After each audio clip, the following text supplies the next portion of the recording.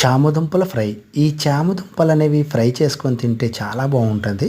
అలాగే స్టఫ్ కూడా చాలా బాగా ఉపయోగపడుతుంది. ఎవరైనా పిల్లలు చామదుంపలు తినను అనే పిల్లలకి ఇలా చేసి పెట్టి చూడండి.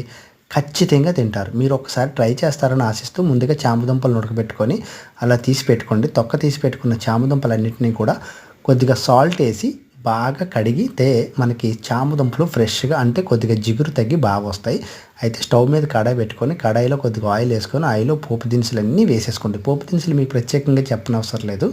అవన్నీ వేసేసిన తర్వాత కొద్దిగా పసుపు వేసిన తర్వాత ఈ ఉడకబెట్టుకున్న ఈ చామదుంపలన్నింటినీ కూడా బాగా ఫ్రై చేయండి. చివరగా మరి కారం, ఉప్పు వేసేసి ఒక్కసారి ఒక 2 మినిట్స్ సిమ్‌లో పెట్టి బాగా ఫ్రై చేసి కారం అంతా మాడుతున్నట్టు టైంకి తీసేసి మరి ఒక్కసారి టేస్ట్ చూసి చూడండి ఎంత బాగుంటుందో. మీరు మళ్ళీ మళ్ళీ కావాలనిపిస్తుంది. పిల్లలు కూడా ఖచ్చితంగా తింటారు. మీరు ఒక్కసారి ట్రై చేస్తారని ఆశిస్తున్నాను. Thank you very much.